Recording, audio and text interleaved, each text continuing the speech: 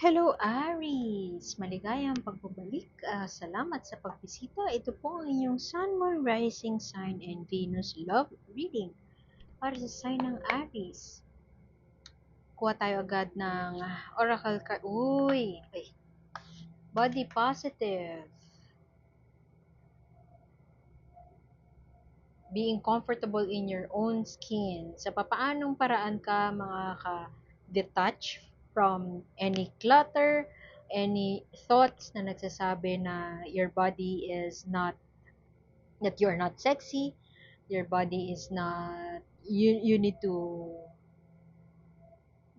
lose weight, you need to gain weight, your body is not good enough. Tanggalin mo yung kritisismo na yon na naririnig mo, whether it is from you or from other people. So, staying away from those thoughts and words na nagsasabi na hindi maganda ang katawan mo.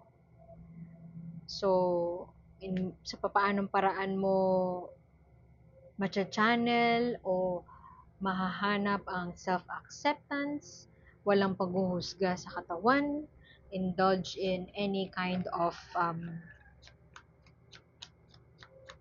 body positive movements, exercise, yoga, dance. Where is that safe refuge na you can be just vulnerable, naked, and fearless to show your skin? O Four of Cups ulit. Ang daming nakakakuha nito recently. Apathy, dedma sa mga bagay-bagay, walang gana sa relasyon, walang gana sa mga tao sa paligid, nawawalan ng gana sa, siguro, yung iba sa inyo, yung partner nyo, hindi, ang daming sinasabi na hindi maganda sa inyo, lalo na sa katawan nyo. At you feel so insecure about your body dahil sa ganon. So, follow your inner wisdom, your intuition. Tingin mo ba worth it pa na magstay ka sa ganong relasyon, magstay ka sa ganong sitwasyon na hindi ginagalang o hindi ina-acknowledge? Uy, lovers, making a choice. Ganda. Maaari din na ikaw ay nasa isang relasyon na may pag-encourage na maging komportable ka sa sarili mong balat. Pwede din na magkaiba kayo ng kultura at na-appreciate nyo yung kulay ng isa't isa, literal. Pwede din na nasa same-sex partnership na medyo secret siya, pero confident ka na to go out there. Maari kasi na ayaw mong biglain yung mga tao, hindi ka ganun ka out. You are making a choice. Aries is very much in love and Aries is willing to, wala na siyang, siguro, dun ka apathetic, dun ka walang pakialam sa sasabihin ng ibang tao tungkol sa relasyon na ito. Kasi handa ka na ipangalandakan at ipakita ang relasyon na ito. At alam mo na makabubuti yun para sa inyong dalawa. Kasi their self-accept, buong-buo ang acceptance nyo sa isa't isa at buong-buo ang pagtanggap ninyo sa isa't isa. At wala, masaya lang si Ari sa ganap sa buhay niya.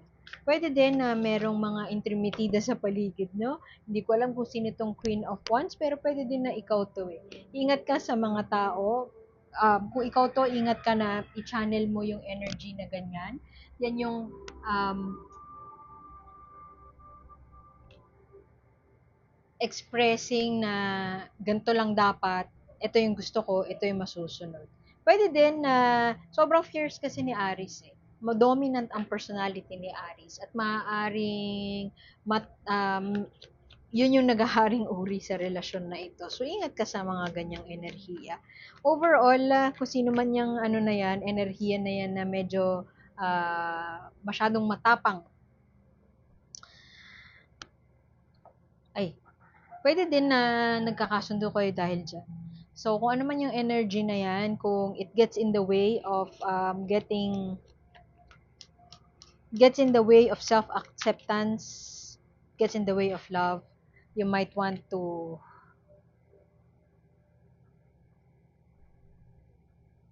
ayoko sabihing avoid eh, kasi kung ganun ka talaga, so be it.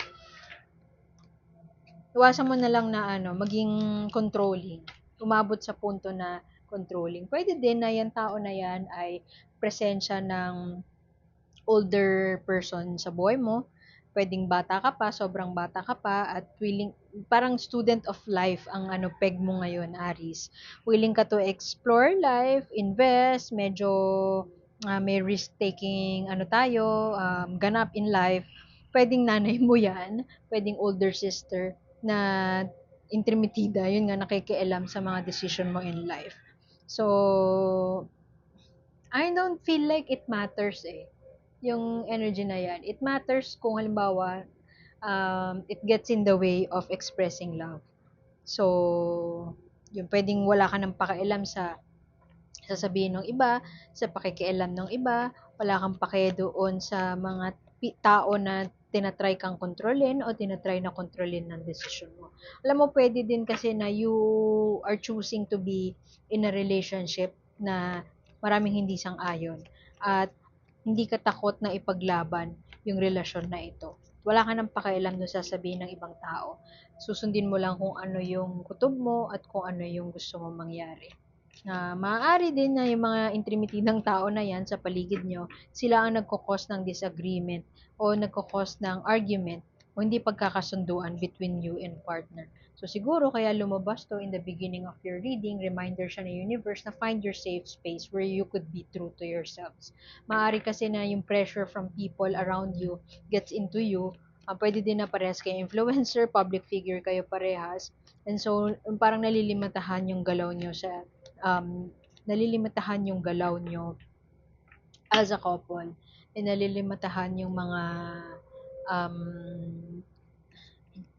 mga pinupuntahan nyo kasi maraming tao yung nakatingin, all eyes on you, and hindi na kayo makapag-spend ng quality time together dahil nga maraming mata ang nakatingin and hindi siya nagiging healthy sa inyong dalawa.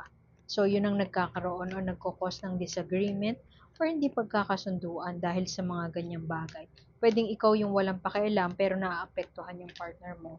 And so, hindi rin siya healthy in the long run. So, you find yourself protecting your partner. Pwede din na tahimik ka lang, deadma ka, tapos sasabihin mo sa partner mo na deadmahin mo na lang yan, wag mo na pansinin. Pero siya, it doesn't work that way. Hindi siya mapagpatol siya. Hindi siya dededma na lang basta-basta. So, tingin ko yun yung dahilan din kung bakit lumabas to in the beginning of your reading kasi hanapin nyo yung lugar na you could stay away from people na hindi kayo tanggap or stay away from people na ang daming sinasabi na hindi maganda sa inyo, sa katawan nyo, sa partnership nyo, sa relationship nyo. With the world card right here, I feel that ripe na, handa na kayo para mag-level up. Pwede din na yung level up na yun, it could mean yung i-out na yung relationship. Sorry sa ingay, i-out na yung relationship. Pero, nag-hesitate kayo na gawin yun, maaari kasi may fears or natatakot kung ano yung sasabihin ng ibang tao. So, yun nga, sabi ko kanina, yung isa sa inyo hindi natatakot, maaaring ikaw yun, Aris. Maaaring ikaw, Aris, yung willing i-out siya, willing ipangalandakan. You're so proud of this relationship and you are not shy. This is what we're gonna do. Baka ikaw nga talaga tong Queen of Wands na yan na ito ang dapat nating gawin. We have to put it out there. Pero yung partner mo, medyo reserved siya. Ayaw niya ng limelight, ayaw niya ng eksena. Siguro na offend kapag sinasabi niya ng eksena. Ayaw niya ng, hindi naman sa timid siya pero ayaw niya nung confrontation, ayaw niya ng gulo, ayaw niya ng attention. And nagtatampo siya siguro minsan sa'yo when you try to be so flamboyant about it. Pero siguro para sa'yo, nanggagaling ka lang kasi sa proud ka sa relasyon na ito. Wala kang pakialam sa sasabihin ng ibang tao, pero yung partner mo medyo big deal sa kanya. So, kailangan ng ripe na para nga para mag-level up, para i-close na yung chapter. I don't know what chapter it is that you need to close. Pwede yung pagtatago, pwede yung hindi pag-e-express, Pwede yung, it's time na i-out siya. Merong isa sa inyo na hindi pa siya handa para i-out yun. Pwede din na yung isa sa inyo dahil magkaiba kayo ng sitwasyon, magkaiba kayo ng goals, magkaiba kayo ng gusto, magkaiba kayo ng pinanggagalingan, kaibigan mo siguro yung grupo na hindi sang-ayon, medyo nagkakapaguran. um, Napapagod na yung isa sa ganong sitwasyon. Hindi ko makita yung disagreement, pero wala sa cards nyo yung away yung disagreement. Kasi normal din naman yun.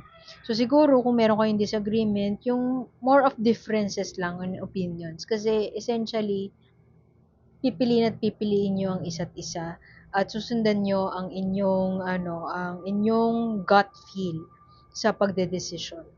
Maaari din na yun nga, yung disharmony na nagaganap dito ay different, dahil nga magkaiba kayo ng opinion, magkaiba kayo ng pinanggagalingan. Ang malupit lang nun, maaaring dahil sa differences in opinion, maaaring yung isa napapagod na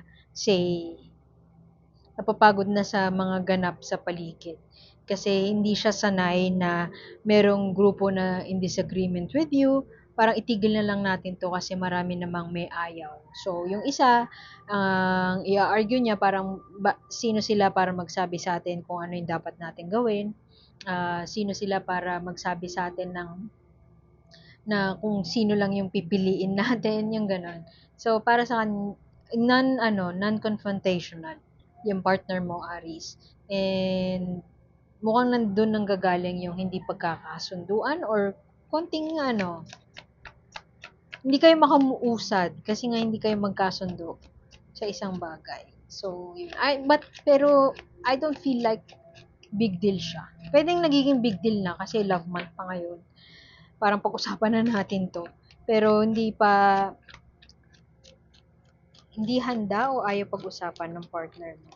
Energies could be interchangeable. So, kunin nyo lang kung ano yung naka-resonate kayo. Kasi pwedeng hindi si Aris yung si Aris yung tahimik. Tapos yung partner yung who wants to put it out there. Be yourself. Don't be unapologetic. Don't dim your light to fit in. Very, very perfect itong card na to. Don't dim your light to fit in. Express and show your quirks. Show your uniqueness, your rare traits. Kasi that way you would attract the person na katulad mo.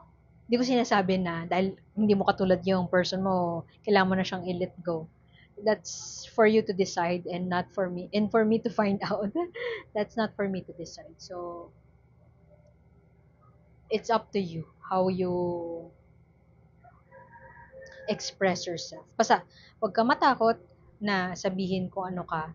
Kung weird man ito, kung hindi siya accepted, hindi siya morally accepted, whatever, hindi siya tanggap ng society.